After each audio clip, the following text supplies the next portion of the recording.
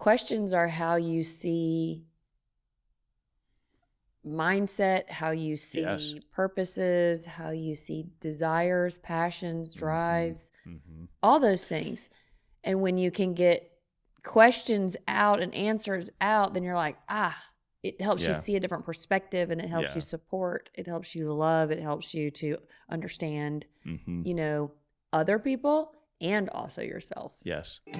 Thinkless. What are we not thinking enough about? Join us as we evaluate our thought life. I'm Parker, and I'm here with my co-host, Amber. Welcome to the show.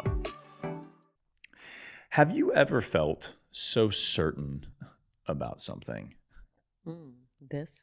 Just kidding. Yeah.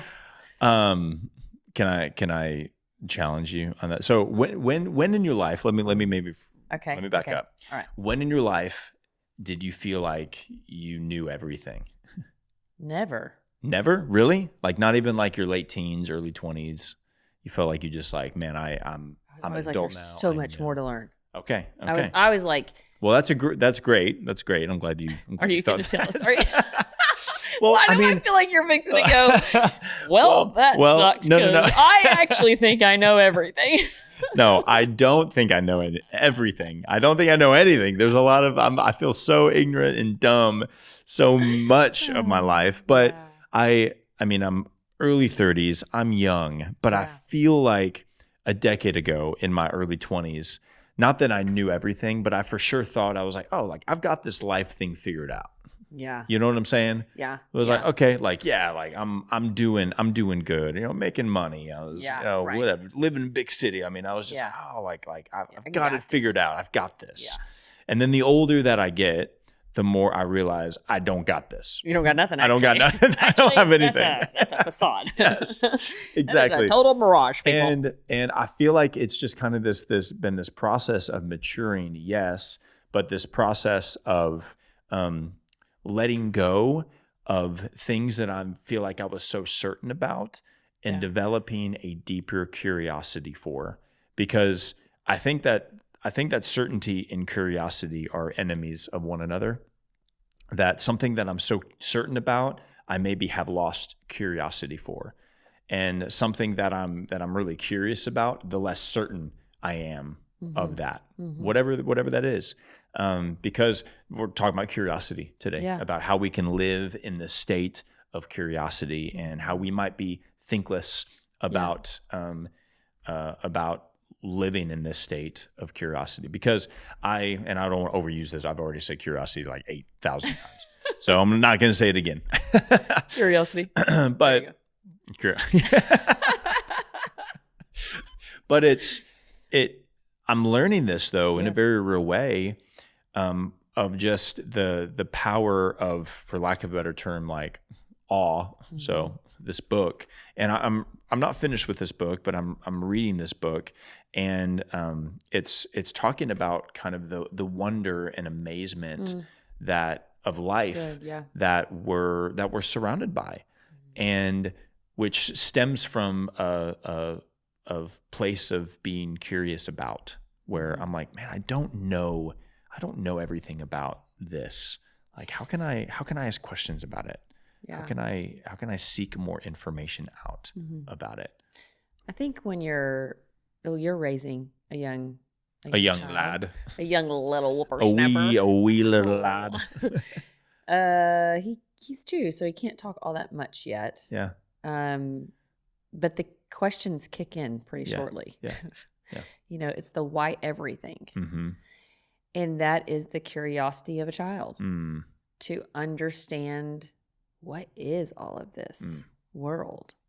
And you set in from the birth to 8, you develop, they say, the core of your perceptions. Yeah. I think that's pretty wild if you think about it.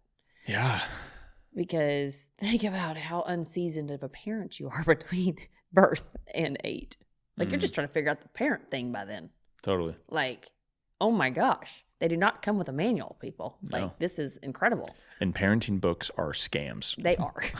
Like, these are all like, lies. what is this? What is this? Because my child is different than 100%. Yeah. Whatever child you have, maybe not worked mine. for them. not mine. Don't work for them. Yeah. Yes. Yeah. Yes. So it's, I think it's interesting that a lot of that is set in at that time. Yeah. But I believe I have studied so much the development of us in our brains and our behaviors and all that.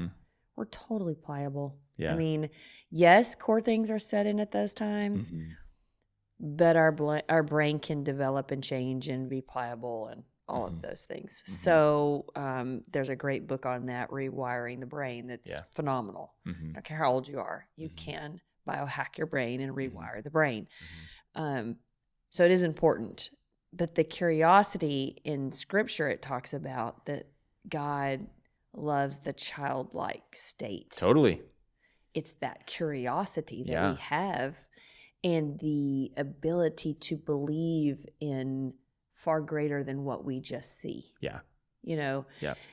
And I have a book as well that I've not finished that I have started, and it's been so great, and it's 12 Truths and One Lie, answers to life's biggest questions. The curiosity that's in this, but the real premise of this book is, and which I love this so much, how well do you know something if you can't question it? Like, how sure are you of your faith, of your career, of your ability to be a parent, whatever, if it can't be questioned? You have to question it. And what he's saying is the big lie, the big lie, got to get the book, no, I'm just kidding, is we don't want to question our faith because we'll be bad for doing that. Yeah. That's the lie that we believe, that we can't question it. No. Question. I want to question my own faith. Like every time I sit under teaching and they say something and I'm like, where'd they get that? Where's that at? I question it. Did I dive in to go find the answer to it? Then I'm sure of it. I saw that. I found that. I've heard it. I know it. I am sure of that. And I become certain in certain things of my life. Yeah. To question, to be curious, to have that curiosity fosters growth and confidence. Yes. Because without curiosity and questions, how do you really know how well you know something? Yes. You know pretty quick with somebody. If you start questioning them, like I always say, let's see how much they actually know about this business. Hey, so, and you start asking questions, you know pretty quick. Yeah. Pretty quick. When there's questions, if they get super defensive or you know how it works. Yes. Yes. That is a telltale sign of defensiveness. Yep. Or you start to see like them kind of rile up a little bit. Yeah. I didn't used to think I was great at asking questions. Actually, that was an insecurity of mine because I felt like I was really bad at asking questions or that my questions were stupid or whatever.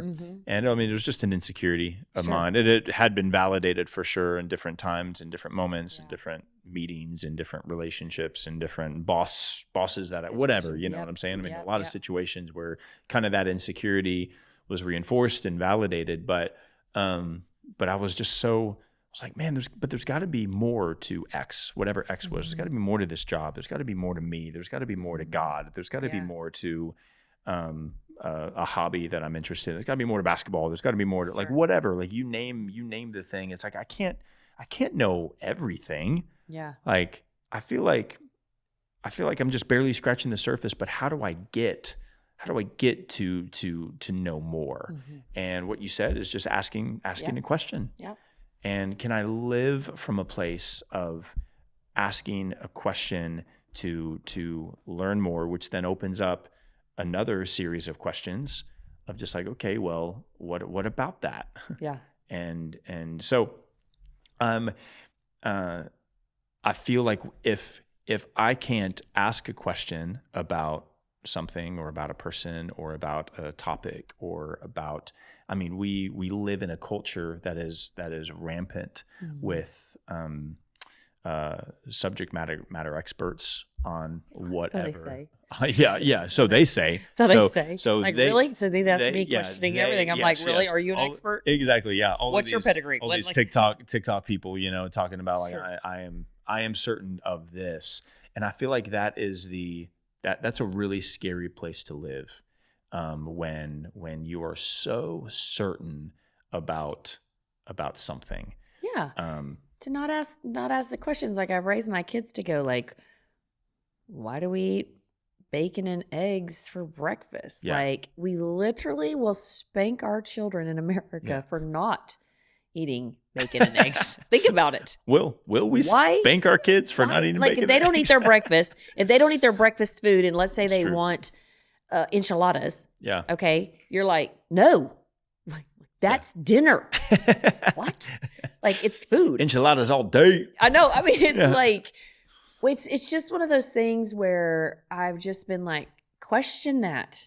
Yeah. Like, question why do we eat that? Because they eat different things all over the world. Yeah. For breakfast. Yeah. It's food. Right. So it's like, what's a healthy food? That why do we eat? Well, why do you eat what you eat? It's fuel for your body for the day, and what times you eat it, and what happens when you eat it. Like, I just watched this thing the other day on sugar. Like, sugar's been the killer of us forever and ever. And then this doctor was like, just don't eat sugar first thing in the morning. Yeah. On an empty stomach. And then you're going to crash later and be tired. Yes. And so she was going through it, but she's like, but do eat sugar after a meal. If you're going to eat sugar, eat it as a dessert after you've eaten a meal, and you won't have the crash, and you won't crave it again later. Done. In the check mark. Exactly. Knew it already. Yes. So that's one way to look at the next person you scroll up. It's like, don't eat sugar after a meal. I mean, it's like they're all over the place on different things. So without asking questions to figure out where your truths lie, what are your truths? Curiosity helps figure out what your truths are, because we all arrive at our own truths. Wow, do we all have our own truths? Yeah. I mean, there is something that could be just so absolute for me. And for you could be something totally different. For sure. For sure. And especially in relationships, most of the time we marry polar opposites of ourselves. So my absolute truth is obviously going to be different than their absolute truth. And then you're like, where is the truth? I mean, my questions just go for days. Yes. You know what I mean? And you don't really find what you're certain about or what you know without asking the questions. The other night I got in bed, and I was like, what do you love the most in life? What do you deem the most important thing in your life? What gets most of your attention of the day? I mean, I was just all these questions because questions are how you see mindset, how you see purposes, how you see desires, passions, drives, all those things. And when you can get questions out and answers out, then you're like, it helps you see a different perspective, and it helps you support, it helps you love, it helps you to understand, other people and also yourself. Yes. One of my old mentors, he challenged me when I was leading teams in this specific context. It was in North Carolina, leading some teams, and he told me, he said, Parker, for a week, just 1 week, I want you to lead every meeting. I want you to lead every conversation. I want you to, I want every scenario you find yourself in, that whether it's with your team or with your staff or whatever, I want you to not give one answer, but ask only questions. And so he was like, I want you to just do this kind of case study of just see how this feels and report back to me some things that come up with you in that. And it was so hard. It was so hard because I found myself so prone to contribute or feel the need to contribute because I knew an answer to something, or I knew what should happen, or you know what I'm saying? Yeah. So it's like, it was so hard where, this, I asked this question and this person is kind of waffling back and forth between X, and you're like, but it's this. Yeah, this is what you should do. This is how you should handle that. This is the question you should ask about that, Yep. And wrong again. Yeah. I know. Yeah, exactly. Yeah, wrong-o. Nope. So, no, but it was I was like, oh my gosh, that's such a great practice to like go into like, okay, this meeting that I'm leading, I am only asking questions. So if somebody asks me a question, I'm gonna maybe put it back on them and ask them. I mean, but no one really caught on, which was funny. Which I thought, I was like, people are gonna for sure be like, bro, what's up with the question? Yeah, exactly, bro. But it was actually really freeing for them, but it was also really helpful for me to come from the place of like, man, I do resort to things that I feel like I'm so certain about. And while maybe I wouldn't have put that language to it in the time, there are still things that I'm like, man, I know this. So I want to say this and I want to contribute to this and I want to answer this, rather than being like, man, how can I ask another question to get deeper and to get the best out of the person? So my wife and I did this with her several weeks ago. She had no idea. But I was like, okay, we have a date night, and I'm really excited about the date night. We need a date night. She's pregnant with our second child, and she's feeling all of the things. And work has been crazy for her. It's been crazy for me. There's been a lot of things happening. So we're like, okay, we have a date night. And I went into that date night, and I was like, I am only going to ask her questions. And I have a series of questions that I already have thought through, prepared, because I don't really, I know her, but like I don't know her fully. Yeah. And I know in this one night, all the question I ask, I'm not going to break open to the deepest, darkest parts of her heart. It's a process. Yeah. And she's pregnant. And she's pregnant. Yeah. She's pregnant. But I only went in with questions. And we left that night, and she told me, she was like, Parker, like, that was one of the best date nights we've ever had. Like, thank you so much for just like wanting to learn more about me. Like, thank you. And it was so sweet and it was so special. And I was like, you're welcome, babe. Like, I love you. Yeah. Like, this was special. Like, I loved it. Parker. Yeah, exactly. That's what you did? Yeah. All right. Mission accomplished. But I was like, oh, when I lead with questions in a conversation, it actually makes the other person feel seen. For sure. Because there's a authenticity that I'm coming with, because I don't know something, and this isn't a manipulation thing of like, I'm asking a question but I really know the answer to it. Mm-hmm. It's like, no, I'm asking a question because I'm genuinely curious about what you are thinking about or facing or wrestling with, or what you love right now. Mm-hmm. And so anyway, it was a really beautiful time that also confirmed this thought of like, man, if I led my life with more questions in the conversations that I'm in and the relationships that I have and the meetings that I lead, then what could unlock in others that maybe my certainty has put a cap on, because I'm leading with answers more than I'm leading with questions. Who do you think was the best question asker? Is the answer Jesus? Yep. He always answered with the question. You just took me back to Sunday school where I felt like I was like, Jesus? I was going to burn you on the episode if you didn't say the right answer. No. I mean, but yeah, he always answered with questions. Yeah, he did. It's true. And it's just, I mean, I've done a study on that too, about all of that. And we don't have to have the answer. Yeah.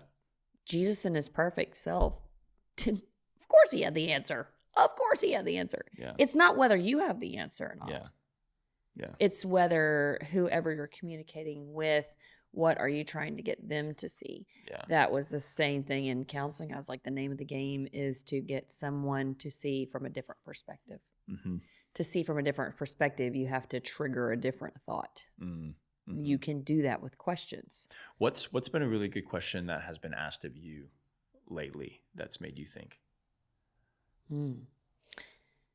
Well, I think we talked about this on another episode. I get the question a lot. Well, no, I'll tell you the question that everybody asks me right now, and I just keep saying I'm going to have a better answer, but I don't, which sounds bad too, but everybody's like, oh my gosh, how in the world have you done this?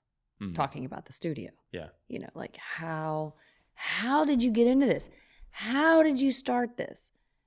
And like, it's crazy because my flesh wants to be like, yeah, well, I studied this and I did that and I did that. And like, you want to say like, because they're saying it with such awe in their eyes and their tone. And you want to give like, they're waiting for this like great answer from you.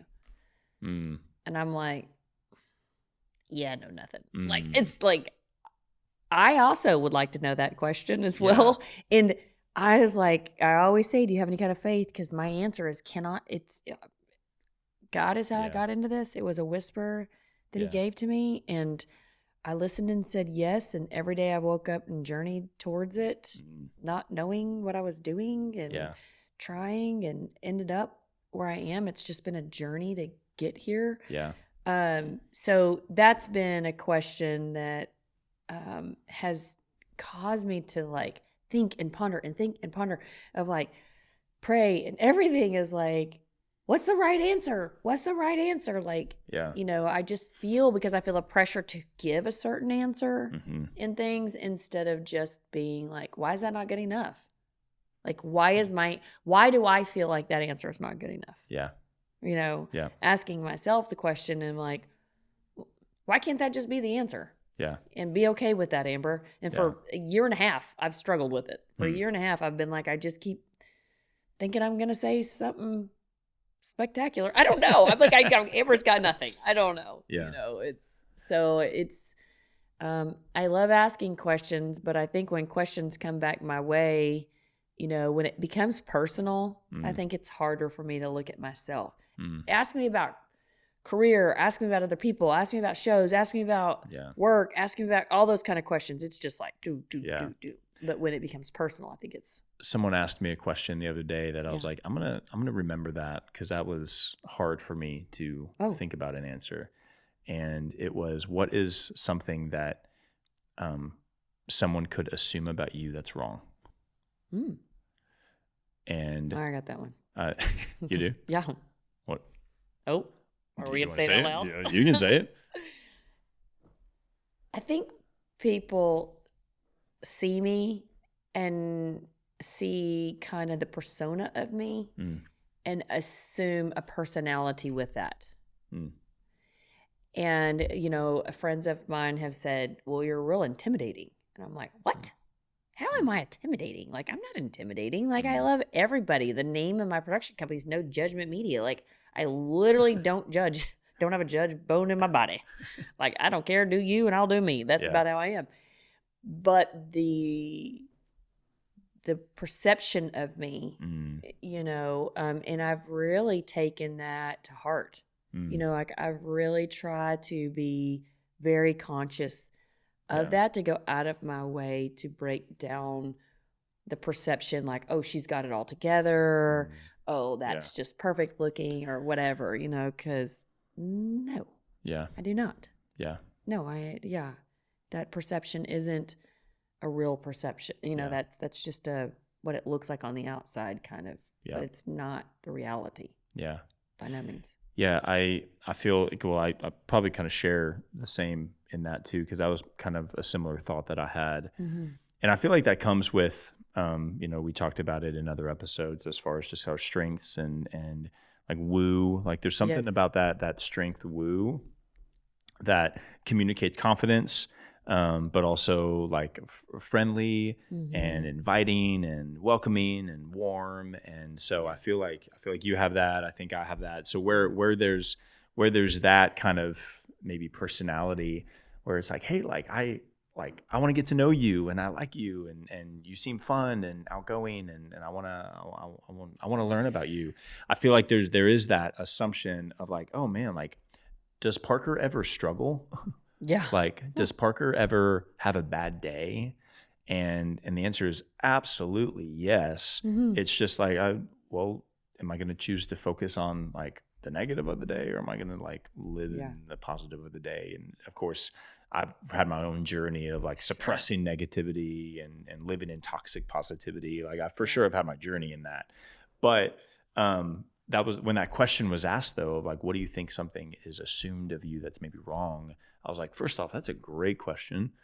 Like, thank you for asking me that. It was actually one of my team members that asked me that. Yeah. And I was like, I literally had to stop, and I was like, let me think about that. What do I feel like people assume about me that maybe would be wrong? There were a couple of examples that I gave, but that was the first one that really popped to my head, that I was like, I feel like people think that I'm just okay. Yeah. And like I'm good. Yeah. But also you're strong all the time. Yeah, strong all the time. Like Parker never struggles. Like Parker doesn't have a bad day. Yeah. Yeah. Like, yeah, you're strong all the time. Yeah.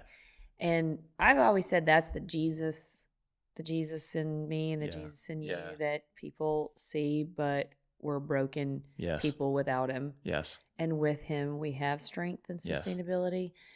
But I think asking questions about yourself, the curiosity outside of yourself, and then the curiosity within yourself is two different things, right? Like, I'm super curious about, why do we put that camera there, and why do we do this, and why do we do that, and why is the light set like this? Like the curiosity for functioning of everything. Yeah. Right. Yeah. I want to have a full understanding. So my curiosity is going to question, why do you put movies in the theater like that? Why would you do that? That doesn't make sense. Why do you do this? Why do you do that? Yeah.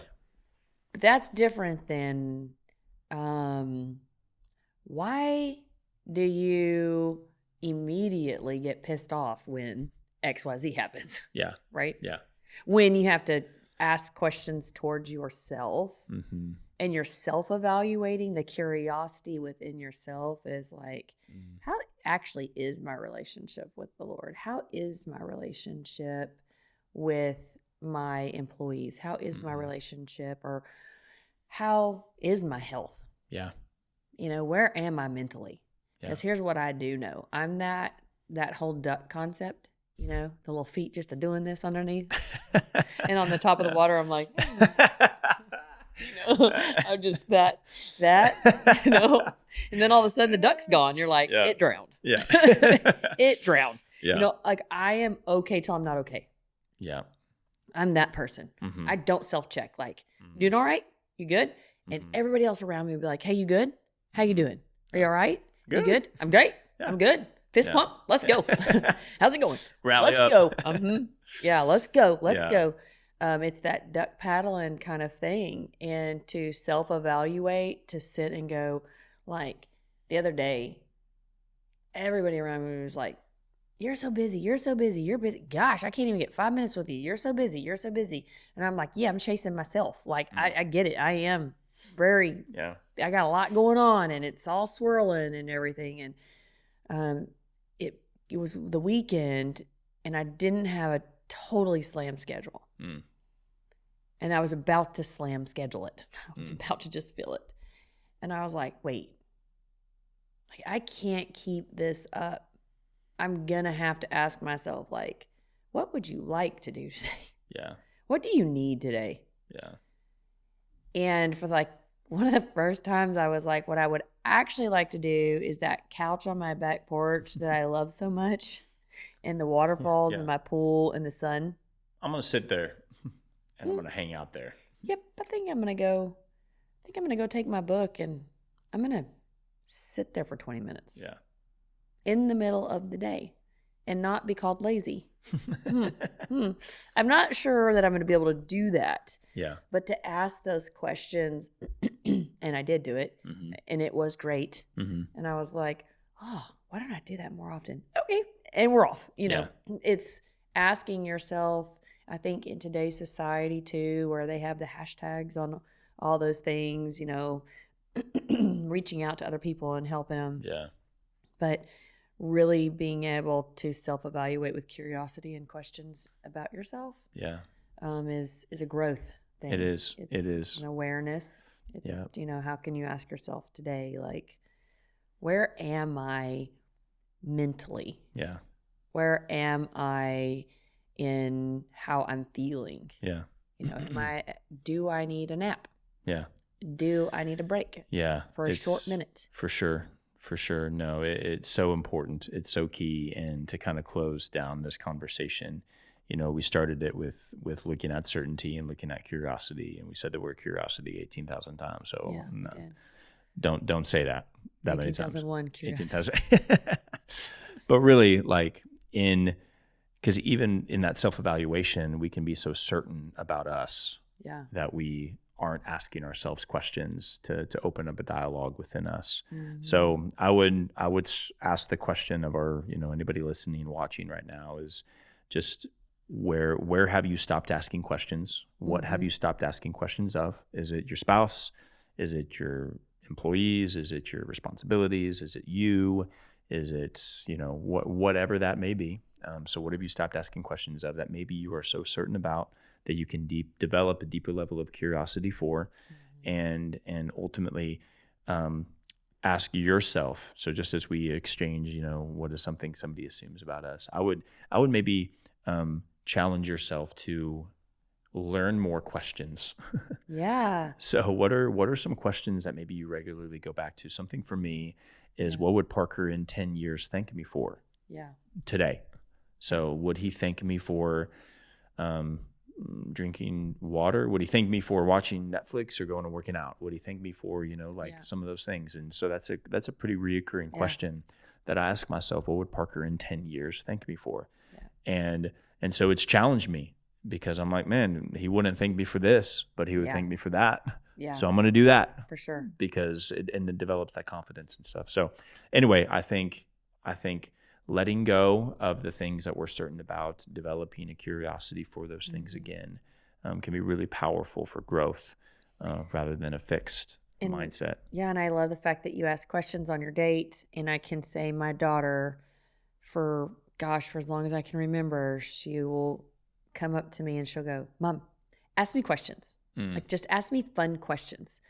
Like, okay, what's your favorite color?" Yeah. And she'd tell me, "Okay, no, ask me a real question." And then she would just pose all these questions to me that were really great questions. And I was like, "Oh, I don't know. I've not thought of that." And she's like, "What do you think?" It's just a really good place to be. So take somebody to dinner like you did. Ask them questions, learn about them, be curious about different things in your life, and start questioning them to learn more about it. I love it. Yeah, me too. Thank you so much for listening to this episode of THINKLESS. We release an episode every Wednesday morning, so be sure to like, subscribe, share, or leave a review. It would mean so much. We appreciate you. Thank you.